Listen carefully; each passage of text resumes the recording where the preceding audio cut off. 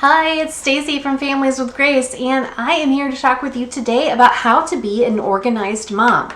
I have 8 tips to help you become an organized mom. This is part 1 in a series of 2. So, through the years as a mama, I've learned a few things about how to be an organized mom. I thought I was good at being organized before I had babies, but after my first child was born in 2009, I learned how real mom brain is. Keeping track of what needs to be done and deadlines when you're constantly interrupted and sleep deprived is difficult. Thankfully, I am less sleep deprived nowadays. However, I still need strategies to keep organized and on top of everything in our lives. From work to chores to school assignments to daily tasks and beyond, being an organized mom helps me to not drop the ball too often. It still happens sometimes because I am far from perfect. But these tips really do help keep me sane and organized. When I started out putting this list together, my plan was to have one blog post about how to become an organized mom.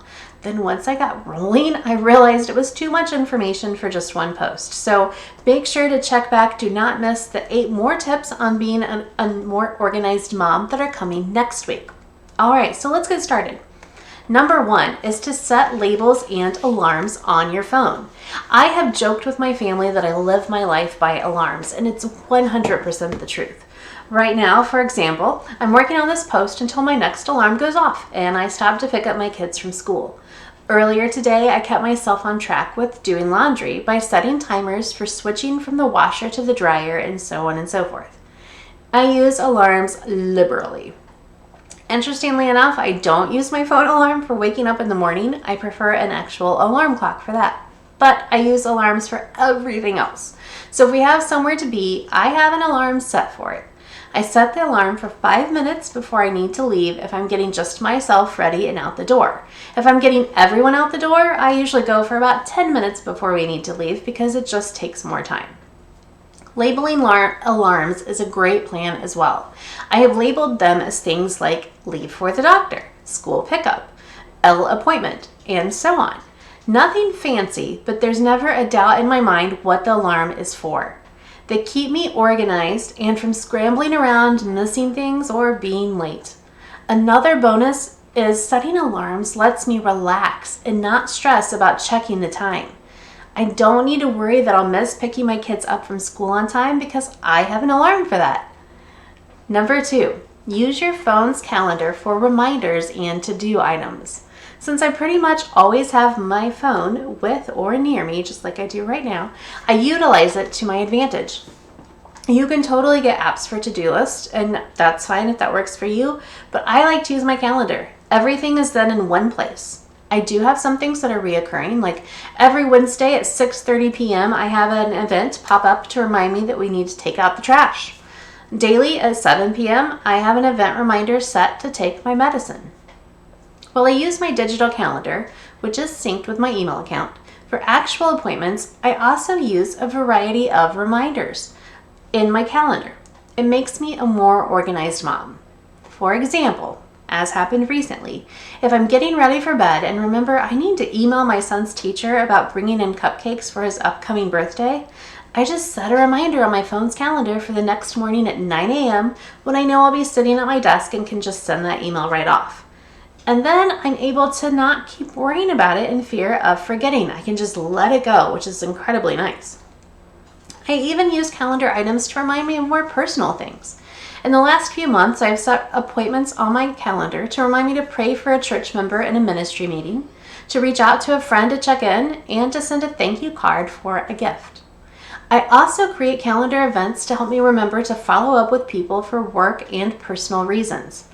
Often when I contact people for work, I don't hear from them and I need to follow up. I set calendar events to remind me to do so. Other times, I may need to follow up with someone at my children's school about something they need. Again, I set calendar reminders and do so. Number 3, don't dismiss old school tools. I love my notebook and planner. A lot of what I put in my phone's calendar goes into my paper planner as well. Having the visual list of things to do and the calendar that I can look at for the entire month is helpful to me. It helps me stay on task.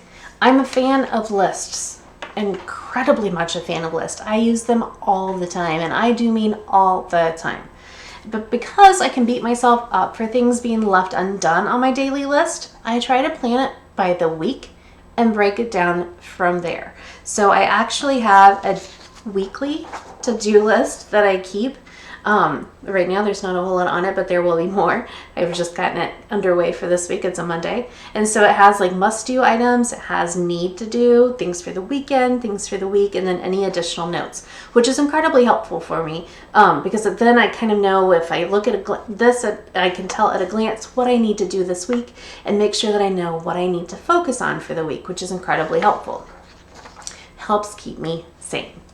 I also have a daily to-do list with all the minute tasks that I need to do, right? That can include things even like if there's laundry to be done, if there are phone calls that I need to make to schedule appointments or to do things for our personal lives, I can do that. I have tasks for work, all of it on my daily to-do list that again is prioritized so it can help keep me focused on what I need to do. Like most moms, I do wear a variety of hats. Having my own business and working for multiple clients and publications means I often have a lot to juggle, so my lists keep me sane. You're going to want to check out the Christian Woman Mini Planner that I have on Etsy. I put it together with a variety of options to help both you and me stay organized. Each page has a Bible verse to encourage and uplift you as you go. It looks like this.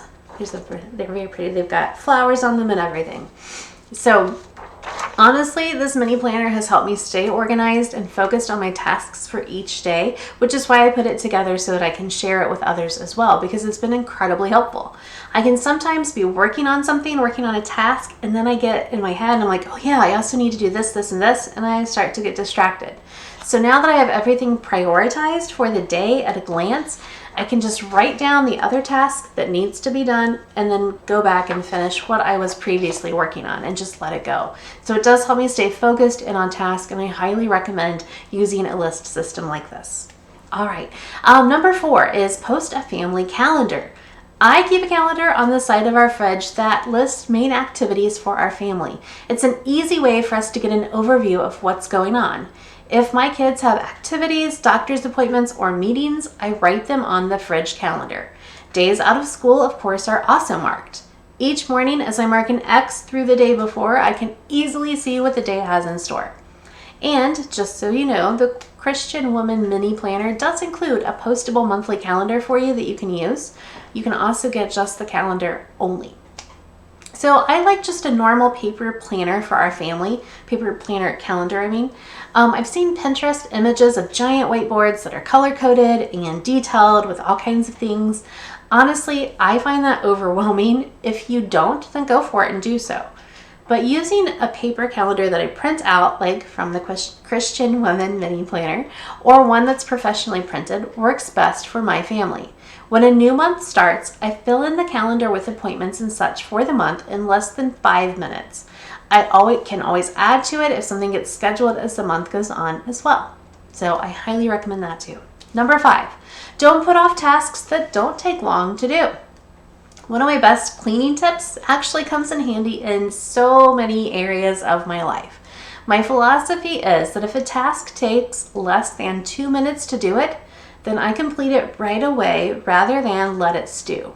If I need to make a phone call to schedule a teeth cleaning for my kids or a grooming for my dog, I do it instead of adding it to my to-do list. When my kids get home from school, we immediately take care of their lunch boxes and containers. Being an organized mom is being on top of things. Doing small tasks in the moment can save so much time and stress in the long run. Because previously, when I've not done this, those small tasks that don't take more than 2 minutes add up and pile up and really increase my stress level. And I don't like that. So I've learned to just do them in the moment. Sometimes I ask myself if future me would thank me for the choice I made. So along with how long a task takes, it's a great way to assess whether I need to get to work. Sometimes I just say, future Stacy is going to thank me for this, so I'm going to do it today. Number 6, find a meal planning solution that works for you and your family. You can find a whole lot of meal planning solutions, but just figure out what works best for you and your family and go with it. You probably may need to try a few different ones, and that's fine. Just give them a try and see what works best. I've done that. Whether you're planning a meal for every single day, a theme for certain nights of the week, a list of foods on hand, or a delivered weekly meal kit, use it. I've tried scheduling meals for each day of the week and found that I'd get off track when our plans changed. Then I would get frustrated and stop following the meal calendar. So I do better with a list. It makes for easier meal planning in my household. You can read more details about how I easily meal plan over in the blog on another post. Another way I've recently been meal planning is through using a meal kit delivery service. Usually I only do 2 or 3 meals for the week, but that helps me figure out the plan more easily for the rest of the week. And we're actually eating at home even more as a result, which is a win-win. I like that. Number 7, prepare ahead of time. I am not a natural born procrastinator. I think that's my anxiety talking, but I don't generally like to put off tasks until the last minute. Preparing for even regular things ahead of time can help you be more organized. For example, I pack lunches for my kids the night before, and yes, they do often help. I usually plan 1 hot lunch day per week and heat up the hot food in the morning, but I pack the sides the night before. It keeps me sane and makes for easier mornings. It also reduces my risk to forget something, like sending an applesauce cup without a spoon. Not the end of the world, but I do like to be able to provide whatever the kiddos need in their lunch boxes. And so if I've forgotten that, then usually it reminds me, I think of it at some point later that night or the next morning and toss a spoon in the lunchbox as well. Before my kids could pick out their own clothes, I laid out their clothes each evening so they were ready to go in the morning. When I'm planning a birthday party for one of my children, I figure out what we'll need a few weeks ahead of time and start purchasing things. It gives me time to find the items I want, but also I don't have to worry if something keeps me busy or comes up just before the party. I have what I need. And number 8, finally, have designated spots for daily use to-go items and use them. All right, losing track of things adds stress and chaos, the opposite of organization. Having designated spots for daily use items is a must. I'm all about simple. We don't have a complex system in place for things. I love the photos of organized mudrooms with lockers or cubbies for each child to hang backpacks and coats. But that's not practical for us. If it is for you, go for it. Whatever works. Instead, we have a bench with a coat rack attached and a shoe holder underneath. The kids know that's where their coats and shoes go when they get home from school. Their backpacks go on the floor next to it. We also have cords set up on the countertop just beside this area where they charge their school iPads. So when morning comes and we're rushing out the door, everyone has everything they need in one general spot. It makes all of our lives easier. This year, with wearing masks, I also have masks stored in the cabinet right beside where their tablets charge, so they're easy to grab and go. When my kiddos finish homework, I require them to put it back in their backpack immediately so it doesn't get forgotten and left at home. We also have designated spots for car keys, my purse, hats, sunglasses, and even chewing gum. But we are still human. Sometimes things end up in wrong areas or forgotten. At least 97% of the time, though, things are where they belong and we're more organized as a result. All right, so those are all of my 8 tips for now on how to be more organized as a mom. I will have 8 more tips coming for you later this week, so please be sure to check back. And that's all I have for today. Thanks so much. Bye-bye.